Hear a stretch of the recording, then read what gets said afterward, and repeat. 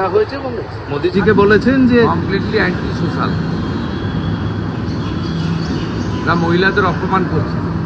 কারণ উনি তো সিঁদুর মুছতে ভালোবাসেন। হরগোবিন্দ দাস, চন্দন দাসের সিঁদুর তো উনি মুছেছেন, উনার মেহবুব আলম মুছিয়েছে।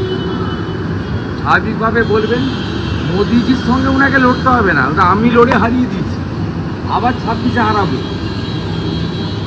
মোদিজির সঙ্গে কি লড়বেন? মোদিজি একটা গঙ্গা, মহাসমুদ্র, আর উনি কালীঘাটের নালা।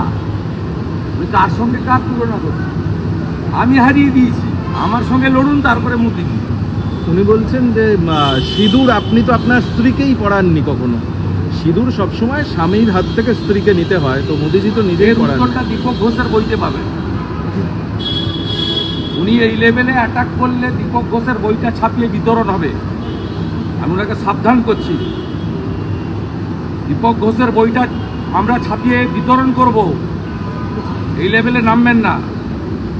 কালকেই বলছেন যে মুখ্যমন্ত্রী বলছেন মালদা মুর্শিদাবাদ সম্পূর্ণ বিজেপির তৈরি করা, সন্দেশখালীর মতোই তারা তৈরি করেছিল।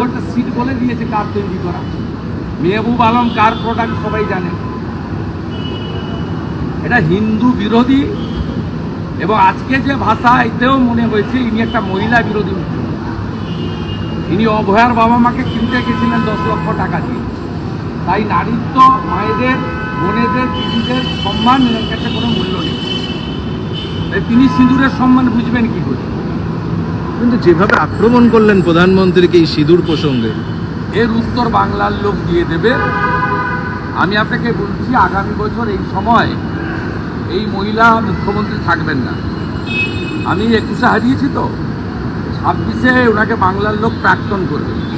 ওনার সঙ্গে মোদিজির সঙ্গে লড়তে হবে না, আমার সঙ্গে লড়ুন। একবার গেছিলেন গঙ্গা পেরিয়ে ওদিকে, হারিয়ে ঘর পাঠিয়ে দিয়েছি। এবারে আমি ওদিক থেকে এসে আপনাকে এখানে বিজেপি যাকে দাঁড় করবে তাকে জেতাবো, ভবানীপুরে বাড়াবো।